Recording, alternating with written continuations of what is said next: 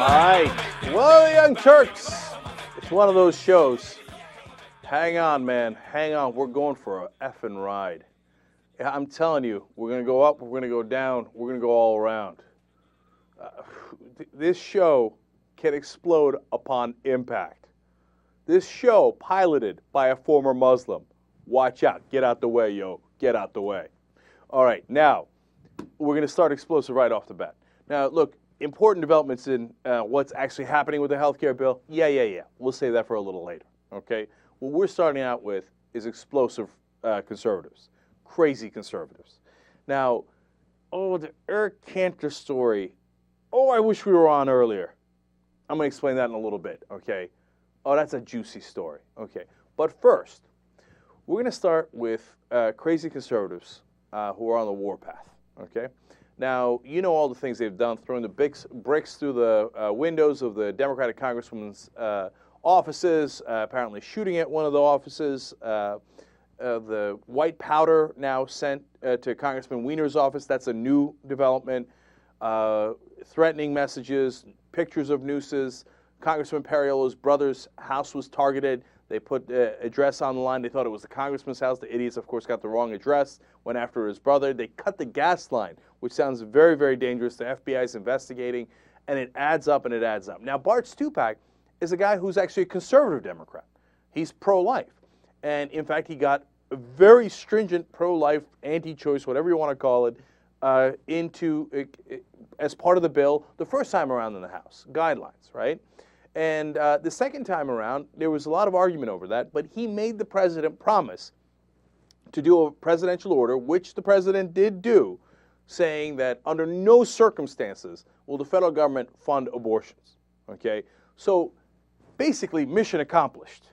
I mean, Stupak couldn't manage on his own to completely outlaw abortion, but nobody expected that. He can't do that. The Supreme Court has a ruling on it, et cetera, et cetera. But of course, in the crazy conservative mind, nope, that's it. Stupak's a sellout. No, he was never really pro-life, and the president doing a presidential order decreeing that not a penny be spent on abortion is not enough. So these are the crazy messages that were left on Stupak's answering machine. Let's listen.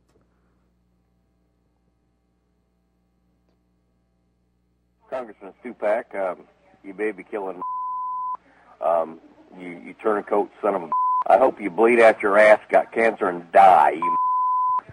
You do not say that you're pro-life, and then for a few bucks, do turncoat and hurt the country. You.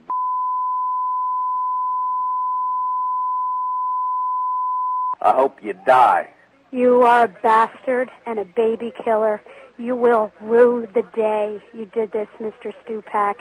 You are a disgusting man, and I hope you're haunted the rest of your living days, because you won't be a congressman much longer. So you are a dirtbag, and the country loathes you. And God, bastard that you are, we think you're a devil. And you will go to your grave with this on your conscience. Was it worth it, selling your soul? Stupak, you're a low-life, baby-murdering, scumbag pile of steaming crap. You and your family are scum. You ought to fill your pockets with lead and jump into Potomac, punk. That's what you are, Stupak. You're a piece of crap. We despise you and every punk like you, Stupak. Congressman Stupak, you are one big piece of human. There are millions of people across the country who wish you ill. And all of those thoughts projected on you will materialize into something that's not very good for you. We don't have to do anything but sit back and wish. Go to hell, you piece of Congressman Stupak, you baby killing. All right, and it continues and continues. All right, so these good Christians that are pro-life are apparently sitting around by the millions praying that Stupak bleed out his ass. And they are wishing ill upon him. I mean, that's the good Christian thing to do, right? By the way, the guy is stridently pro-life. Okay, there probably isn't a Democrat in the country, maybe there isn't a Republican in the country that got more effective pro-life legislation passed. But what happened? Remember Nooga Booga, the Republican from Texas who shouted out baby killer as he was talking? And all of a sudden, what do you hear in the messages? Baby killer, you kill babies. And then the Republicans turn around and go, what? What do you mean? Us inciting people? No, we would never incite anybody. It's funny how it turns out that the guy who's the most conservative and the most pro-life Democrat now is being called a baby killer right after we called him one. Golly gee willikers, what a nice coincidence that is. That stuff is dangerous, man. If you're Bart Stupak or you're working Bart Stupak's office, you're not a little scared of that? I mean, look, you don't want to get intimidated by these folks, of course, right? But they better get some extra security over there. And they're right. They got extra security for 10 different congressmen the other day. And they are very much right in doing that because you can't take these people lightly. I mean, every time we show a video of these Tea Party guys, not all of them by a long shot, but a lot of them are mentally unstable. I mean, the guy from the video yesterday, "You socialist sons of bitches!" You think that guy's not going to do something? Why? Why would you assume he's not going to do anything? And they goad him and they goad him. All right. I'm afraid for what's happening in this country. Remember, we're supposed to be a democracy. We're supposed to settle these through votes, etc. But as usual, when the right wing loses, well, they think by any means necessary. It's disturbing, scary stuff. Now, that brings us to Eric Cantor. Eric Cantor is number 2 guy in the House for the Republicans, and he's trying to diffuse the story of how these Tea Party protesters and the right-wingers, etc., they're shouting out things, and that they're doing violent things. They're throwing the bricks through the windows, et cetera, right? So he's trying to diffuse that, and he's going to come out and say that it's not the Republicans' fault, it's the Democrats' fault, okay? And that he actually is a victim himself. Now, I want to let him do the talking, then I'm going to come and tell you what kind of bullshit this is. Let's watch first. I've received threats since I assumed elected office, not only because of my position, but also because I'm Jewish. I've never blamed anyone in this body for that, period. Any suggestion that a leader in this body would incite threats or acts against other members is akin to saying that I would endanger myself, my wife, or my children. Just recently, I have been directly threatened. A bullet was shot through the window of my campaign office in Richmond this week, and I've received threatening emails. But I will not release them because I believe such actions will only encourage more to be sent. It is reckless to use these incidents as media vehicles for political gain. That is why I have deep concerns that some, DCCC Chairman Chris Van Hollen and DNC Chairman Tim Kaine in particular, are dangerously fanning the flames by suggesting that these incidents be used as a political weapon. To use such threats as political weapons is reprehensible. By ratcheting up the rhetoric, some will only inflame these situations to dangerous levels. Enough is enough. It has to stop.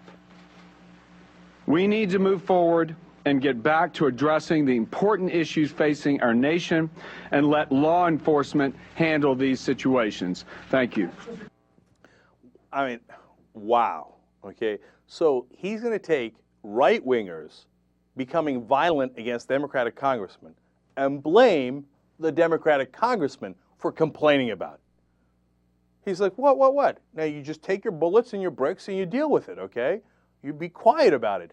Otherwise, when you report those dangerous incidents, you're fanning the flames. It's your fault. You're doing this dangerously. Remember, when we come for you and we do violence on you, hush up. Because that's what any good victim should do, okay? I mean, you want to talk about turning logic on its head, okay? And then he says, what? I've been attacked all the time because of my position and because I'm Jewish. Really? When? When did somebody attack you because you're Jewish? When did that happen? You got an instance of that? Okay, because what does he want to do? He wants to play a minority card. Like, oh, I'm a minority too. I get picked on all the time. But I've never blamed anyone in this body. Of course you haven't. Because which congressman said, oh, you should really pick on Eric Cantor because he's a Jew? Who said that? Name names, please. Don't hold that in your back pocket. Imagine somebody said that to Eric Cantor and that politician sat on it. So then that brings us to the main event. Oh, my office got shot at and I didn't say anything. Oh, man, I wish we did this show earlier today. Because as soon as I saw that story, I was like, bullshit. Like, that story smells so damn fishy. You're going to tell me this grandstanding politician got his window shot at, that somebody took a shot at him, and he didn't report it for 2 days? Oh, he didn't want to make a big deal out of it. I was like, my ass. I know. And Governor of South Carolina was on the Appalachian Trail. I know Governor Sanford was sitting on the trail. I told you that wasn't the case. I couldn't wait to get on here and tell you that this isn't the case. So, come to find out, yeah, well, it turns out there's a lot of offices in that building that got shot at. And maybe it wasn't his office, maybe it was his campaign consultant's office, they're not entirely sure yet. Or maybe it was his uncle's brother's aunt's office, but they haven't figured it out yet. And come to find out, report comes out by the Richmond police that the bullet was not shot at the window of the office, whichever office it was within that building, right? It went up in the air and then came back down and landed, managed to go through the window and then, like, fall right before the curtains. They weren't shooting at the office. They shot it up in the air for whatever reason, and it came down in that window. Of course, who's shooting at Eric Cantor's office? What, a liberal is going and shooting at Eric Cantor's office at 1 in the morning 2 days ago, and then Cantor doesn't say anything about it? Come on, man. There are lies and then there are lies. Okay, that's in a different category. But but the great irony is they love to play the victim. They're like, oh yeah, victimhood, that's what the liberals do. I'm Jewish. Did you know that people are attacking me all the time? Oh, they shot out my windows. Oh, they're coming to kill me, but I haven't said a word about it, because I wouldn't, except for this press conference that I called to tell you about it. Come on. Okay. So, no, the Democrats are not at fault for getting fired upon and getting the anthrax, it's not necessarily anthrax, the white powder posing as anthrax, the nooses, etc. They're not the ones at fault. And Cantor, ain't nobody threatening you. Shut the... All right, so that's Eric Cantor. Now, John Boehner is going to theoretically come out and kind of try to tap things down and calm things down. And Boehner's going to say, hey, look, all these threats, et cetera, and the actions against the Democratic congressman, they're wrong. But in his statement, he winds up saying things that don't really help the situation. Who's surprised? Let's go to the clip number 10. No, sorry, clip number 11. I know many Americans are angry over this health care bill and angry at Democrats here in Washington for not listening. But as I've said before, violence and threats are unacceptable. They have no place in a political debate. We need to take that anger and channel it into what I would describe as positive change. Find your candidate, call your congressman, go out and register people to vote, volunteer on a campaign, make your voice heard, but do it the right way. But the point is here, threats and violence should not be part of a political debate. There are ways for people to channel their anger, and they should do it in a constructive way. Listen, there have been a lot of words said in this political debate and many political debates in this institution over the last 220 years. But the fact is that this bill, in my view, is really going to harm our country. When you look at the kind of control that the government is going to take in this bill, all you have to do is look at Representative Dingell's words from a radio call-in show he did the other day, when he said, well, this will take time, but this is the way to control the American people.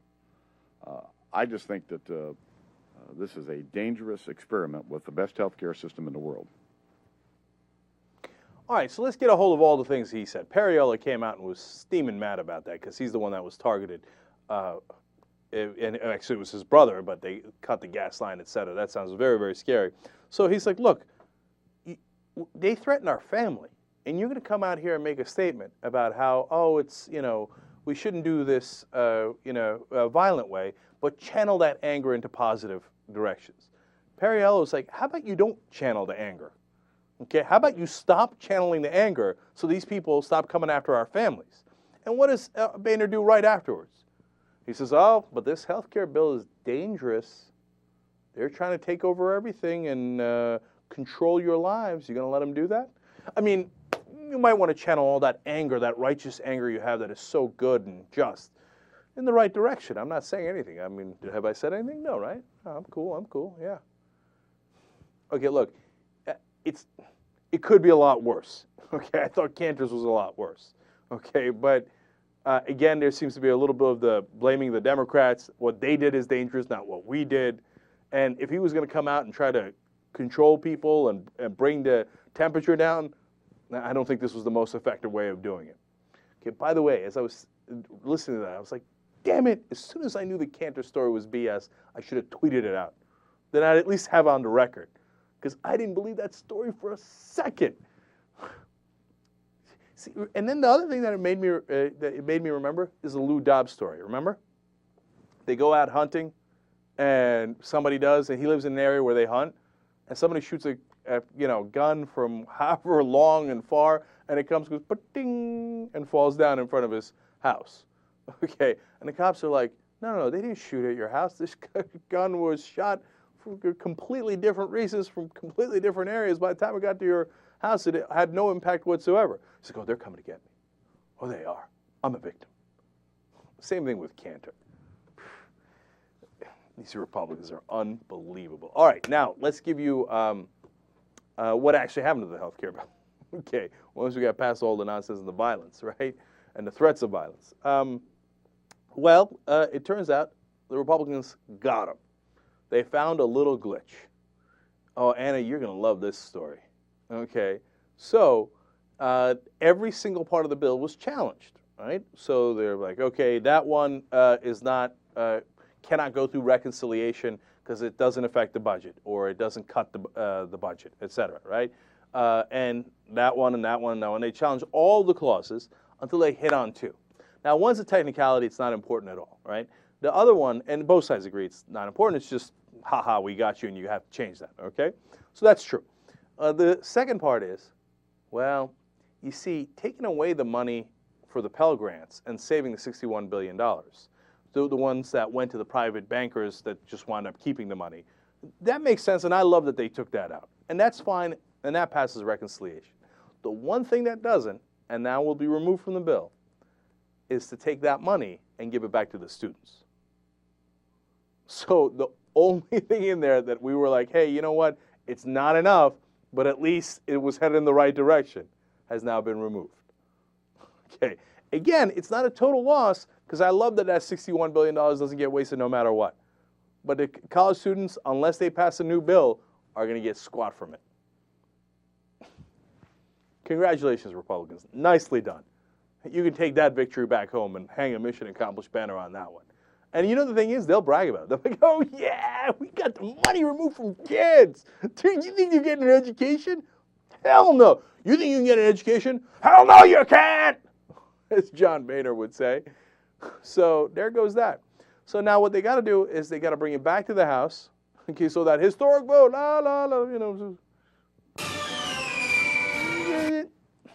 we got to do it again.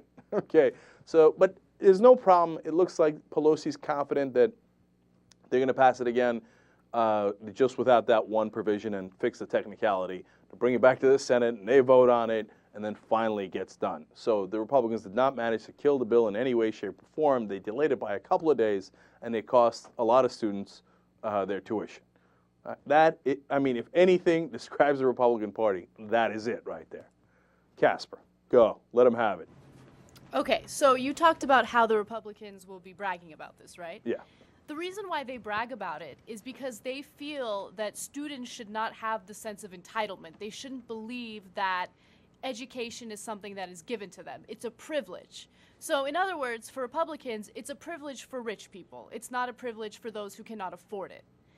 And it's the most frustrating thing in the world because they don't understand that education is what helps us compete in the world economy. Education is what helps people create technologies that help us compete in the world economy. So it's the most frustrating thing in the world because they're looking at this as a situation where students are looking for government handouts. They don't think about it that way. Think about bettering our nation as a whole. But to them, it's not about that. It's about helping the rich succeed and keeping the poor poor. It's that simple. Now, there's another aspect of that. Anna's, of course, 100% right about that. Education is the great equalizer, right? But that's the thing. The Republicans don't want an equalizer. They're like, we're already rich. Why we got to equalize things? I mean, they'll tell you, oh, pull yourself up by the bootstraps. How am I going to get $100,000 worth of bootstraps to pay for any kind of 4 years of tuition? Well, if you got that kind of bootstrap, let me know where it is, right? Some are now running much higher than $100,000 for tuition, right? So I was on a conservative radio show earlier this week, and so, you know, the guy challenged me. Said, how did you make it? You know, you worked hard, right? And you don't want black people to work hard. Yeah, that's what I say. Okay, but anyway, I said, look, I'll tell you the story how my dad made it. Because he was in a little village in southeastern Turkey, and he rose up, and he lived an American dream, and he worked really hard, and he wound up being successful here in America. And he's like, aha! I said, yeah, that real good aha. You know what made it possible? He took a test when he was in that village after high school that allowed him to get into a school, college in Istanbul, the biggest city in Turkey, and get a free education. If he couldn't get that free education, he didn't have the money for it. He would have had no chance whatsoever. And he wouldn't be this great success story, American dream, etc., that the Republicans would ironically brag about. The bootstraps that in that case the Turkish government threw at him was a free education. And it made all the difference. And then you know what he did? He contributed to the Turkish economy, built up a whole company there, built machines, etc., wound up helping the industry there. Then he came here and contributed to the economy here. Why? Because we gave him a shot. Because that's what the government's supposed to do. They're not supposed to give you handouts. They're not supposed to equalize results. That's what Republicans and conservative talk shows will tell you. It's bull. No. What they're supposed to do is give you an equality of opportunity, give you a fair chance. So if how do we give you a fair chance? If you're burning in a burning building, we send the fire department to come get you so you don't die. I think, along with the fire department and the police department, if you got cancer and you're about to die, that we do single-payer health insurance. Not the doctors or the hospitals, but health insurance. So we make sure that you got a fighting chance to live, right? And then I think the next branch of that is the education. I mean, if we can give people who have pulled themselves up by the bootstrap an opportunity at education, that makes the whole country better. And it makes us more productive, as Anna said. And it makes us more successful as a country. And instead, we have these yahoos in the Senate who are like, oh, yeah, we got some funding removed from college kids. Yes! Republicans rock! Well, look, if you like that and you believe that, have at it, Hoss. You're on that side and I'm on this side. And I think the most American people are going to be on our side. But we got to make that case and we got to deliver on it. And they should put this right back into the legislation and they should get it passed so those kids get that money. All right, Young Turks.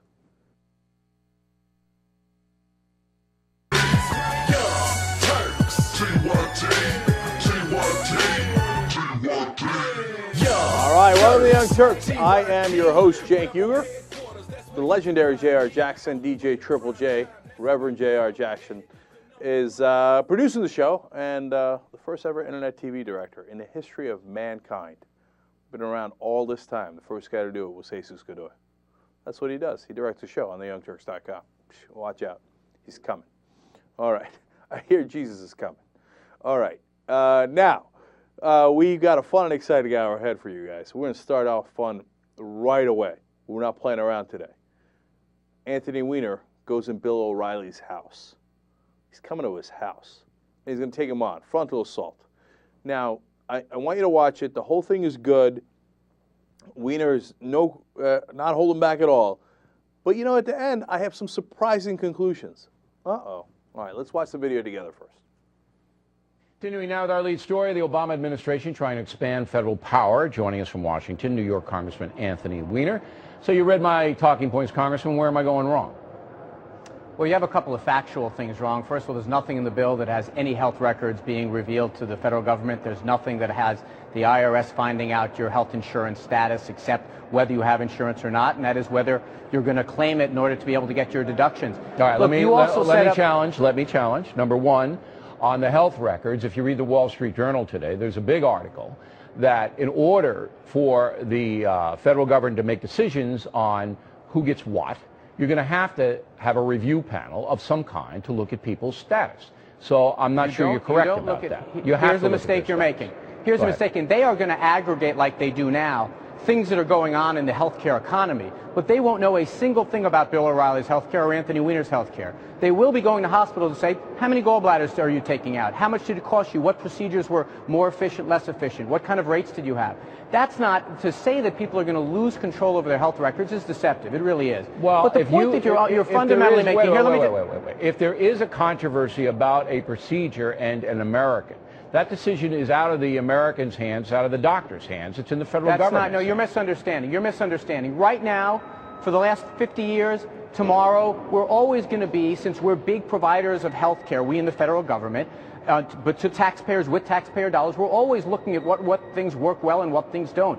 No different than if the New England Journal of Medicine compiled the records of 10,000 people who had appendicitis and tried to figure out what results work best. We do that all the time. There's nothing in this bill that does what you said, though. And let's be clear, because there's been an enormous amount. I just want to point out that's not what the other side is saying. We'll see how it pans out. There is an enormous, but I'm going to tell you something, Bill. There is an enormous amount that opponents of healthcare are saying that are just lies. And I'll say that again, that are just lies. We'll see how it pans out. And we have to be careful, but we have to be careful not to have false debates. Right, now the IRS is now going to have to enforce Obamacare. So if you say, flip it, I ain't buying it, then the IRS is the one that is going to make the determination whether you get fined or what happens to you. So again, the IRS is going to have access to information. That is not true. Here's what's going to happen. If you want to, I'm going to explain how the bill works. Right now, under this law as passed the other day, if you want to get the tax credit to buy insurance, you're going to have to say on your tax form whether or not you are already getting it. We're not going to give the tax benefit to someone owning a home who doesn't actually own a home. So you've got to report your address. But if you don't want to buy health insurance, the IRS has to see to it that you do. That's what universal health care is about. You're making another mistake. That's incorrect because you can't. You are not required to get insurance under the law. You can choose to pay into the pool that pays for your insurance should you go into a hospital emergency room. What if you choose not to do anything? Then who? Then you are going to have to pay up to and not exceeding 1% of your income. You're going to have to, and you say no, I'm not. Then who comes after you? Bill, I'm going to have to try to squeeze in an answer here. It is no different than if you say you get a tax deduction when you buy a home, you've got to prove you've got a home. You are going to have to pay for health insurance because everyone is getting it under the new plan. When you go into a hospital emergency room and someone provides you care and you can't pay, you and I pay for it. Congressman, you're dodging the question. If someone is defiant, and there will be people who are, and says, I am not going to participate in this, I'm not going to give anybody a nickel, or I'm not going to give you information about my health status, the IRS then comes in and deals with that person. That's not true. Who deals with them? To say this. It's the same exact process. It says specifically in the bill we're not criminalizing anyone for failure to get fined. Pay this fee. But here, Bill, here's what we're going to have to try to figure out here. If we're going to communicate this, you're going to have to let me speak. Right now, we have an 88% compliance rate with all elements of the tax code. Requirements, sanctions, everything. It's the highest in the world. Yeah, what about the other 12%? The IRS gets them if they don't pay the taxes. Ask Wesley Snipes. You can't tell me the IRS isn't the enforcement arm here. It is. Congressman? Bill, I've got a very big burden here debunking every one of the mistakes that you're making. Still haven't told me a little while. All right, then tell me which agency in the federal government will deal with somebody who absolutely defies.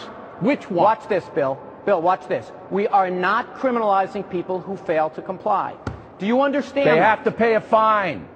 Do you understand? That's exactly right. But we're not criminalizing them for failure. It's in the law. All right, Congressman. I got to tell you something. This is the problem with this debate. Things that are made up and then no opportunity for someone to clarify. I'm a simple man. I'm asking you the simplest question in the world. If somebody refuses to cooperate, who finds them and you can't tell me? When you say something, it is no different than any of the various things we have in our life. If you go littering and that's a $50 fine, no one's following you around to get your litter. All right. Why is this such a difficult concept?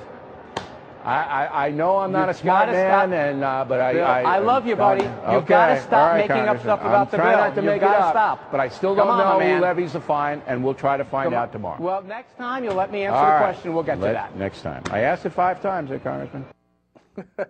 All right. Now, look, Congressman Weiner is one of the toughest fighters in the Democratic Party. He's a real progressive, and he does a great job on television when almost no other Democrat does. Obviously, Grayson does, Howard Dean does, and that's your top 3 right there. And in the beginning, he was doing fantastic. In the beginning part, you didn't see where O'Reilly made 2 points that are not true. Okay, they're not, and Weiner's exactly right. They're not criminalizing people who don't pay, and nobody's going to look at your specific health records. They're taking the health records en masse to see what works and what doesn't. So when he told them your facts are wrong, he was right. When he told them specifically what O'Reilly got wrong, he was right, and he was doing great. But he lost me by that. He didn't answer O'Reilly's question. He didn't.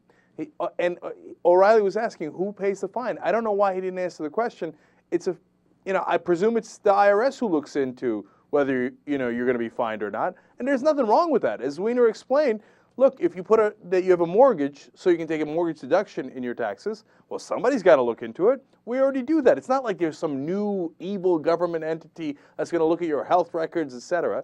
No, okay, do you have the mortgage? All right, if not, you lied or you cheated, then we got to have some sort of penalty for that. Okay, if you don't have insurance and you said you did, well, then there's going to be a penalty for that. I assume the IRS is the enforcer there, but I don't really know because Weiner didn't answer the question. And he needlessly got sidetracked on that. He was right on 99% of it, but by the end, you're like, answer it, right? There's nothing wrong with the answer. And he was ready for O'Reilly to shout over him, but I don't think O'Reilly shouted over him that much. That was one of the calmest times I've ever seen him. Okay? And if you notice, he absolutely conceded to Weiner on the first issue. When Weiner said, hey, we're not looking at your specific health records, he said twice, well, the other side disagrees, but we'll see how it pans out. We'll see how it pans out. That's as close as O'Reilly gets to white flag. Yeah, my bad, right? So I wish Weiner would have just said, yeah, I guess the IRS will look into the enforcement as they do with any other issue. And otherwise, he would have done a great job. But so in the end, it winds up being not as clear a victory as Weiner could have had there. He was otherwise doing a good job. All right. As usual with stuff like this, the only complaint I have is, if he didn't actually say, yeah, you're right on that, he didn't say you're right on that. I'm talking about O'Reilly. So let's not give him that that benefit. Oh, he gave up on. No, he didn't. He said, well, we'll see how that pans out. No. I'm not giving O'Reilly credit on that. No. I mean, obviously, that's a way of evading it by saying, we'll see how it pans out. I'm just saying, to you and I watching it, it's obvious. He didn't have an answer to that. He was dead wrong. That's just it. No, it's not obvious to people watching. To you and I. Right. Well, that's why we do these things, JR. That's why we break it down. So I can tell you, obviously, that meant I don't have an answer. We'll see how it pans out. No. There's a right and a wrong answer. It's not going to change on how it pans out. So, yeah, that's definitely true. But look, TV goes by in a blur. You're in, you're out, and O'Reilly is the master at nitpicking one small thing and going back to it over and over and over. So he could be wrong about 98% of it, but as long as he catches you on one little thing, he's going to come out of there going, ha, you didn't answer the question. So, anyway, it doesn't matter. You know what? Weiner, keep fighting forward. I mean, look, I love that he's out there, and I love what a great job he does 95% of the time when usually Democratic people get run over on television. All right, so now we go to a second clip that's also crazy. Alan Combs is going to have a blogger from Alabama on his radio program, and this guy's name is Mike Vanderboe, and he is openly encouraging people to throw bricks through the windows of Democratic congressmen. And they are. And now authorities are worried that he's the one actually initiating this stuff. He's also part of a militia group in Alabama, and he's headlining an event in North Virginia next month to push forward the idea of open carry guns. So they're doing an open carry gun rally. Okay, now wait till you get a load of how scary this guy is. And at the end of the clip, I'm going to tell you an awesome irony to his life. All right, let's listen. You're advocating that people go and break the windows of Democratic Party headquarters and congresspeople. Is that correct? No. Now you just conflated there, Alan. What I said was exactly what you quoted, which is that people should take, if they wish to send a message that Pelosi could not fail to hear, they should break the windows of local party headquarters. All right. I did not call for the destruction of Congress critters' windows, nor any targeting of any persons whatsoever. Well, wait, you did say, so if you wish to send a message that Pelosi and her party cannot fail to hear, break their windows, break them now. Break them and run to break them. Again, break them under cover of night, break them in broad daylight, break them in await arrest in willful, principled civil disobedience, break them with rocks, break them with slingshots, break them with baseball bats, but break them. Sort of literary, ain't it? Oh, it's sort of literary, ain't it? I think one could read that to mean you want to break Pelosi's windows, the way you phrased that. I say Pelosi's party, and I specifically say county and city headquarters, and you cannot make any more of it than that unless you try to. All right, let's leave it at that then. You want to go and you want people to take rocks and slingshots or whatever and break windows at Democratic Party headquarters in various counties, correct? You're leaving out the predicate. And the predicate is this tyrannical bill. You are inviting people to break the law by breaking windows, aren't you? In a country where law is tyranny, it is in other words, so you decide which laws are tyranny. Should we have no laws? I think are all laws tyranny, or just the laws you don't agree with? The founders would certainly call this tyranny. Only the laws you don't agree with, you're declaiming the founders would say is tyranny, but you're telling people to break the law by breaking windows at Democratic headquarters. You're telling people to commit acts of vandalism. You're supporting breaking the law. May I tell you my personal motive for doing this? Sure. I'm trying to save the lives of Nancy Pelosi and every one of these people who do not understand the unintended consequences of their actions. How are her lives and how is her life and the lives of others saved by urging people to commit acts of vandalism at Democratic Party headquarters? Because they are not paying attention to the millions of people across this deep and ever-deepening divide who have decided that politics no longer avails them, that the courts are hopelessly corrupt, and that the only way that they can secure their liberty and their safety is by their own means. I don't understand, sir. You're not being very clear to me how vandalizing office buildings where Democratic headquarters are, which is law-breaking, saves the lives of Democrats. I don't really understand that. Unless wars start, and especially civil wars start, because people don't believe that they are possible, or they believe that they will be short or bloodless, but certainly that they won't have any consequences to the people who start the wars. All right? What I am telling you is that this country is on the short fuse to civil war. And you're inciting violence by telling people to throw rocks at people's windows. I am trying to get people to break specific little windows to get people's attention, which I seem to have done. In other words, you think by breaking windows will get the attention of people like Nancy Pelosi. They will then change their behavior before more severe action is taken by militias and people like yourself, where they're likely to lose their lives. Is that what you're saying? I'm saying that the government violence that they are sending our way will be, in due time, after they kill a number of us, answered by violence coming back their way. And you would support violence going back their way under those circumstances? If a man is sent to kill me in my home, all right? If a man is sent to kill me in my home, then as both the Bible and the Talmud says, I should arise early and go and slay him. Who is set to kill you in your home? So when you say, need I remind you that this side is the one with most of the firearms, is that a threat? You're the guys that are passing laws that are threats to us. We want to live. All we want is to be left alone. that the government should serve the people, that the government should be small, that it should be safe, that it should be limited. And if you don't like what the government's doing, you have the opportunity at the polls to change the government or to get into politics, run yourself, put other people up for office, be part of the representative process, rather than threatening gun violence, saying we're the one with the firearms, and by the way, in the meantime, go and take rocks and throw through the windows of people we don't like.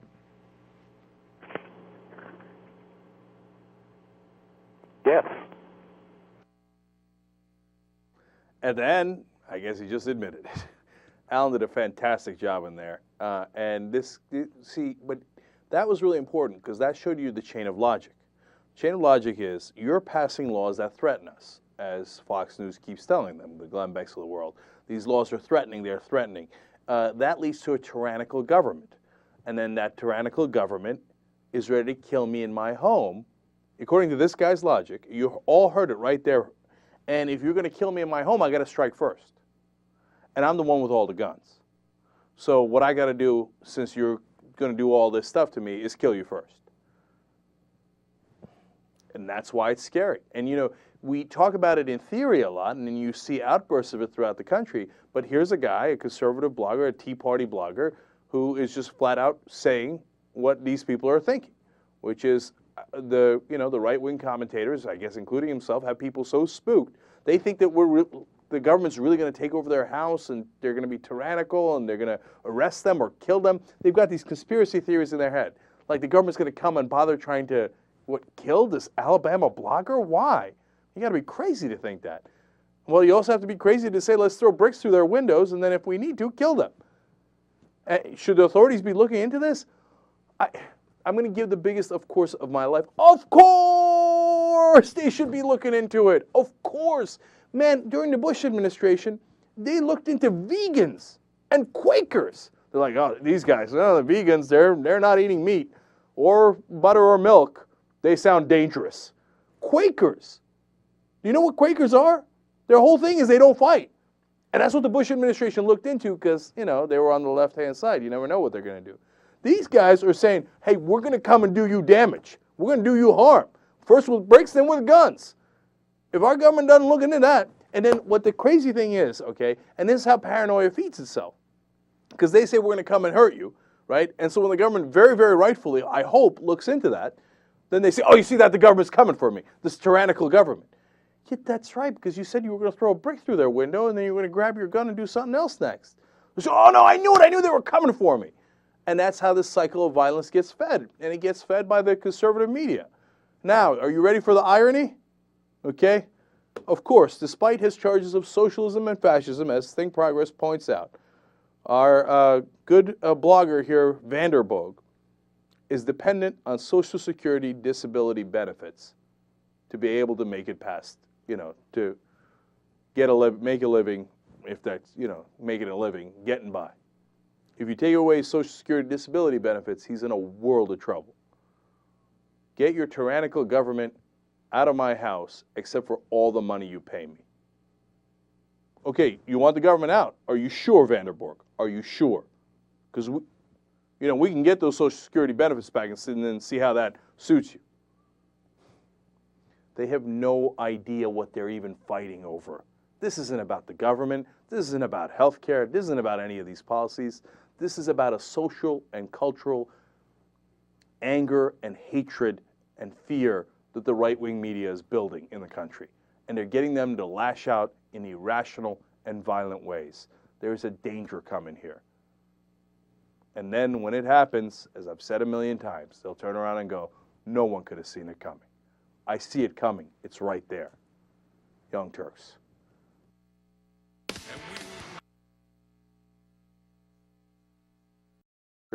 Ever taken. And that's what I said. I told Anna that's what was going to happen. And after she saw it, she agreed. Cutest picture ever. I just sent it to my mom and my sister. Mm-hmm. They called back immediately and said, oh.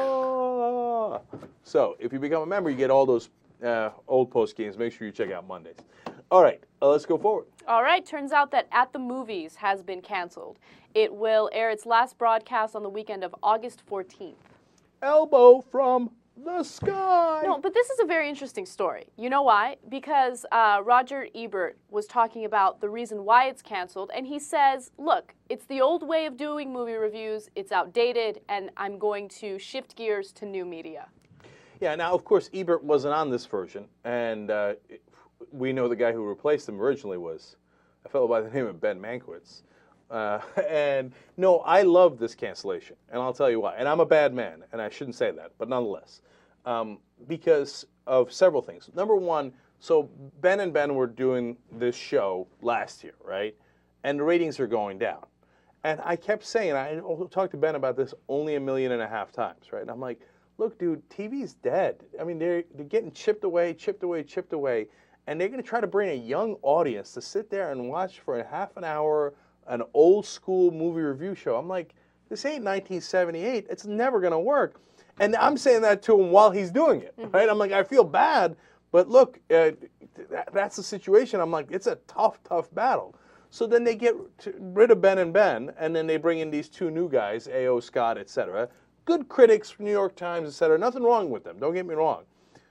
But the first reason I'm happy about it is it obviously wasn't Ben, right? It's just that the format is clearly outdated and not working. That's exactly what Roger Ebert says. And number two, I feel a little vindicated. Yeah, of course that format is not going to work. People are going to be like, it was like Saturday at 7:30 or something at night? Who's sitting there on a Saturday at 7:30? Okay, let's watch the movie review show. I mean, if anything, they're at the movie. Right. Okay? No, it made no sense whatsoever. So, now, and I like Ebert's new plan. I mean, he's getting all viral and Web 3.8 and such, and it sounds like he's coming for What the Flick. Right. He's coming for us. That's true. It does sound like that. And look, the reason why the internet works and new media works is because the person who's watching the show is in control. Okay? You're right. No one is going to stay home at a Saturday night at 7 p.m. Right now, the younger generation likes the fact that they can go on Hulu or they can go on YouTube and they can watch whatever they want to watch. So if this new movie review show is edgy and it's targeted toward a young audience, I think that it can go viral and I think it can succeed. Let me tell you something else. And, you know, I love Roger Ebert, okay? And he's been really good to Ben, et cetera, and he's a real solid liberal and proud of it, et cetera. And he's great at what he does. There's a lot of reasons why I love Roger Ebert. I read his new plans because he's got a new movie review show, as you explained, coming out online and stuff. And I was like, damn, like that sounds good. We should do some of that stuff on What the Flick. We should do a lot more of that. Like Ebert's like out young Turksing us. Yeah. And I was like, oh no, you didn't, Ebert. Okay, I'll come for you. Okay, now I like you a lot, but don't think I won't come for you. So, all right, I like that competition. Now we're having fun. Yeah, I mean, I definitely think that this will establish some competition. But the one thing you got to keep in mind is that Roger Ebert doesn't have TYT Army. And you know that our nation is too strong. Ebert's nation is pretty strong, too. He's got a big, big following online now. He does, but... Okay. But no, it's great. It's great. No, and I'll tell you why I liked it so much, too. It's because he gets it. Like, usually, like, there'll be some new thing coming up. I'm like, yeah, that's not going to work. Okay. I looked at it, I was like, damn, that's going to work. So, a lot of props there. All right, now let's move forward. We have another canceled show. The Hills on MTV has been canceled. This is an American tragedy. I don't know why we're so calm about it.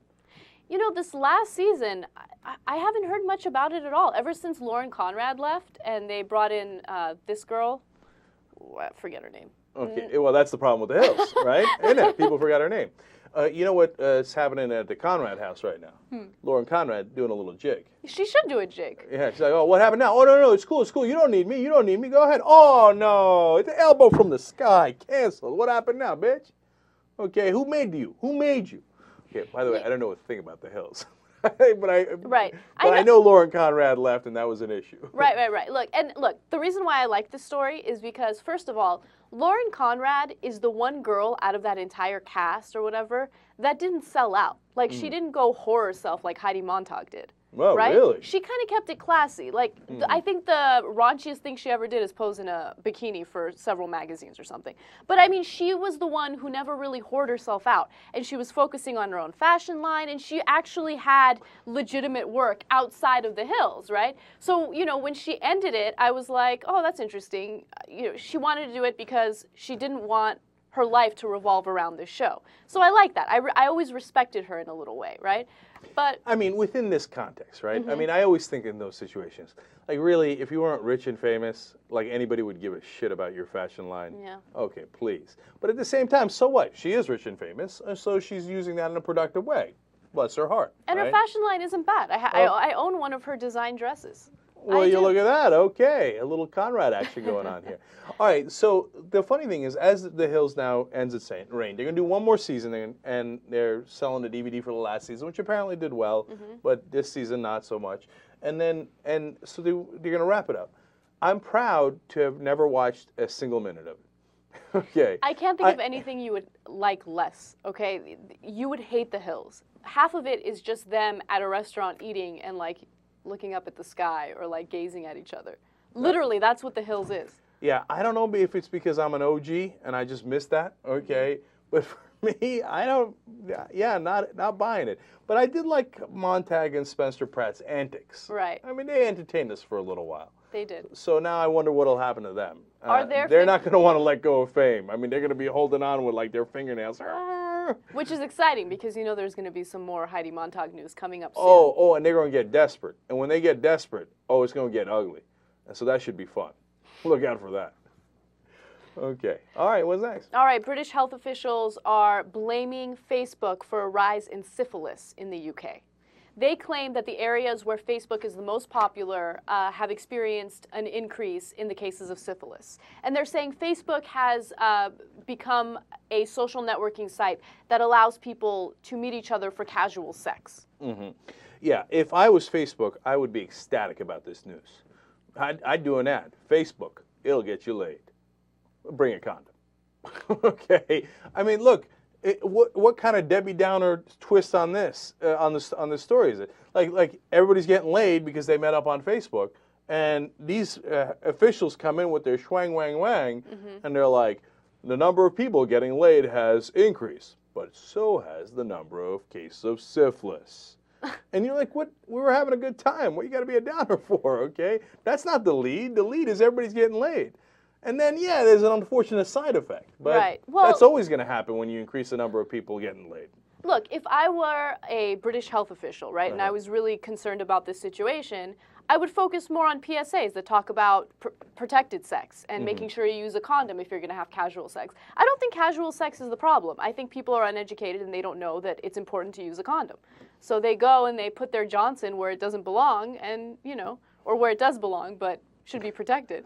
Right. No, look, if I'm Facebook, like I said, I'm ecstatic about this. I'd almost take out an ad and run this story. But I think Facebook doesn't want to be, they don't want to be known for that. I know they don't want to be associated with syphilis, right? They don't want to be associated with sex either. They want to be a respected social networking site where people go to communicate with their friends and family. I think that's honestly what they want. And every once in a while, you hit it. Okay, no, of course, I'm kidding around. But look, that's the thing. I mean, this is such an obvious story.